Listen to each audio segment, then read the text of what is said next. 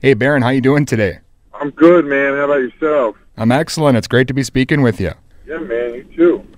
Well, I know you are going to be coming to this neck of the woods for SmackDown. Can we talk a bit about your journey, I guess, and how you wound up in the WWE? I know you were in the NFL, did some boxing, not the traditional route that most of the wrestlers take.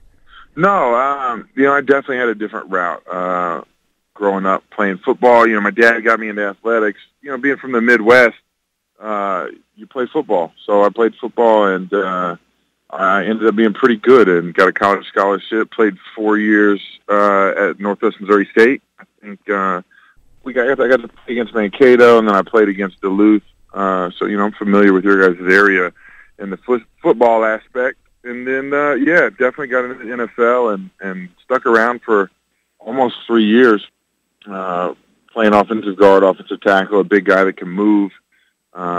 Carried myself well, had a lot of power, strength, and enjoyed that physicality. And when I got done with Arizona, my agent had put in a phone call for me to the WWE because I thought it would be a fun transition, if you would. And they flew me out to Tampa. FCW, formerly was NXT, NXT was formerly FCW.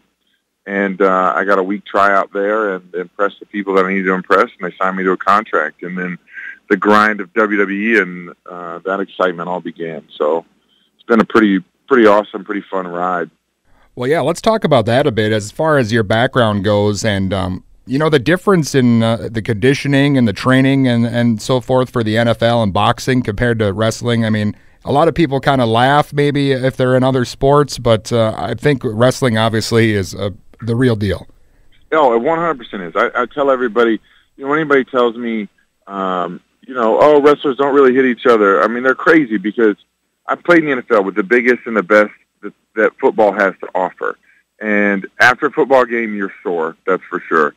And after you go to war in a wrestling ring with a guy like John Cena or AJ Styles, you are every bit as sore as an NFL football game. I mean, these guys are throwing. This is competition. Guys want to be the best. So at the end of the day, there is competition. There is physicality.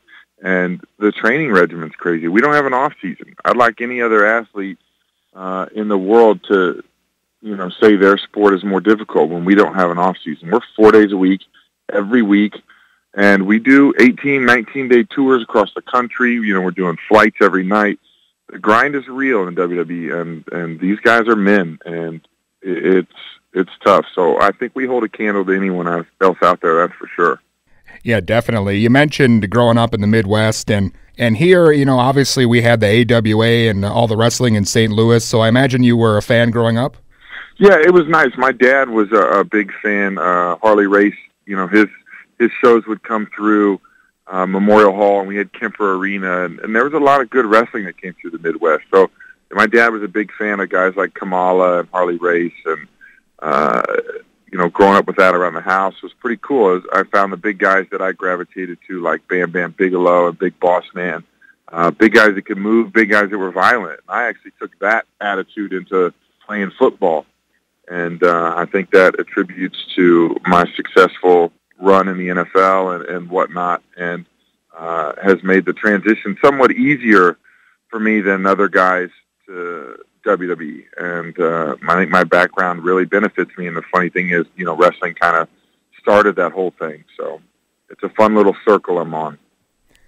Yeah, that's awesome. And those guys you mentioned, so many wrestlers say, their influences, the obvious ones like a Ric Flair or Shawn Michaels, but Big Boss Man and Bam Bam Bigelow and those big guys, I mean, they might have been almost more athletic just to move around the kind of weight that they did. Oh, without a doubt. I mean, the way Boss Man would slide in and out of the ring, and his mobility was unbelievable for a guy who was close to 350 pounds. I mean, there's just not many guys in the world that can move like that. You're looking at the cream of crop, NFL O&D linemen that would love to be able to move like that. It's just not there. And, so I try to tailor myself after guys like that. Well, Baron, let's talk a bit about NXT and I guess the evolution of it. I know you were there, and it's meant to be more of a developmental setup, obviously, but it seems like oftentimes it's, just as popular, maybe more so than the main roster is. It's, it's crazy how it all evolved. But I think with anything, when you put a group of guys together, especially guys that have egos like me and pride like me in a sense of wanting to be the best, and someone says, oh, you're the developmental system for WWE, that kind of stings your pride a little bit. No one wants to be, oh, you're where we're just kind of train you. So I think it became an attitude at NXT to want to be the best, to want to give competition to the main roster. You know, we saw what the WWE was doing and the main roster guys, and we wanted to compete with them.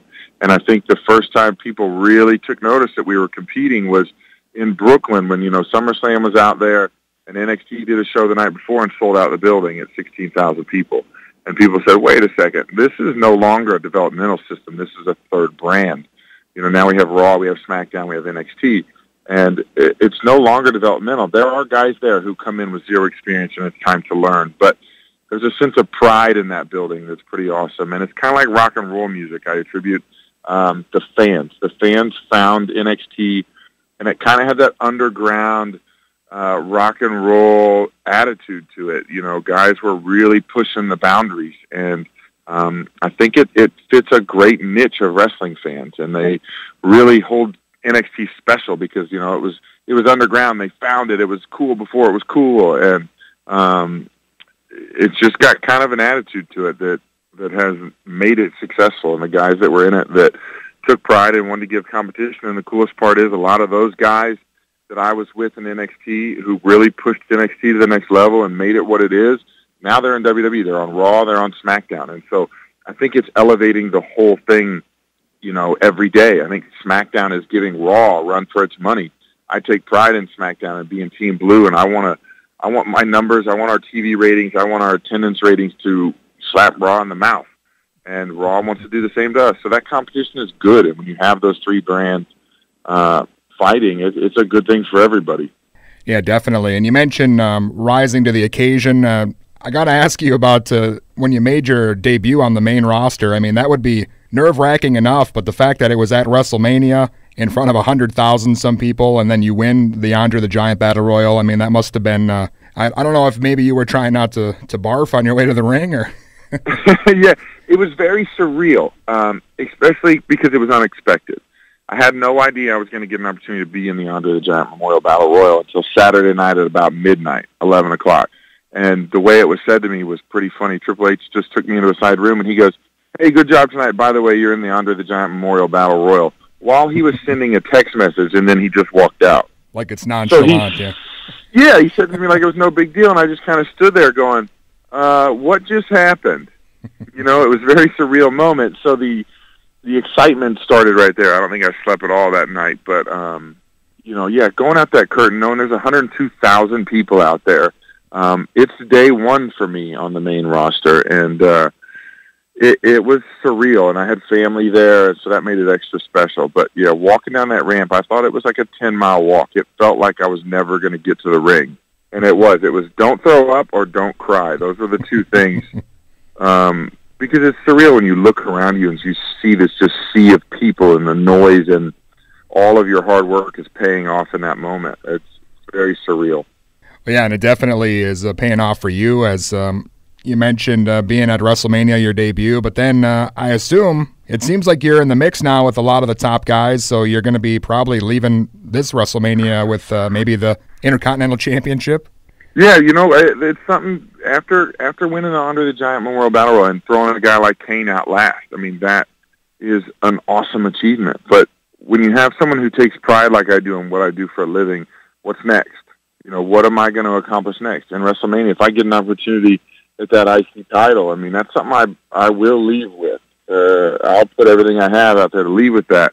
And then the next year, you set your goal on a WWE championship. Those guys, I'm getting in the mix with them, like you said. I'm in there with John Cena. I'm in there with AJ Styles.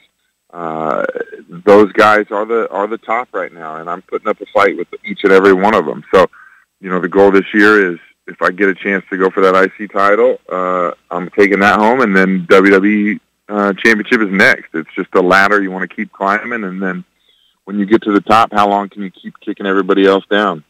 Awesome. And again, you're going to be coming to the Xcel Energy Center here in Minnesota with SmackDown on February 28th. Do you have any idea who you might be taking on or who you might be working with? I look forward to punching Dean Ambrose in the face again. He eliminated me from that battle royal on Tuesday night to go to main event WrestleMania, and I think I owe him a little bit more and a little bit more. I'm going to keep doing it as long as I possibly can. So I'm sure we'll mix it up a little bit, but all those guys will be there: Randy Orton, Bray Wyatt, Cena, AJ. Everybody's fighting for their spot at WrestleMania. So these shows are something you don't want to miss. You want to be there live. You want to see the action of guys fighting to get on WrestleMania. It's playoff time for us, if you will, like in a football sense. WrestleMania is our Super Bowl, and you're either going to have a spot or you're not. So now's when you earn it. Excellent. And Baron, anytime we have a wrestler on the show, I always like to ask them if there's somebody from the past they could work with, who would it be? It would definitely be Bam Bam or Big Boss Man. I mean, those, like I said, when you look up to those guys, when you can, if you could get an opportunity to get in the ring and go to war with them and really see what you're made of, would be awesome. It's pretty surreal now, getting to get in the ring and run around with Kane, and I punched Undertaker in the face during the Royal Rumble. That was a surreal moment, and I paid for it, but it was worth every second of it. I mean, that's a guy you look up to, and I just got to crack him in the teeth. And it was funny because I was doing an interview, and they said, if you got an opportunity to work with Undertaker, what would you do? And I said, I'd punch him in the face and see what happens. And I found out. He threw me out of the ring. So it would be cool to work with guys like that.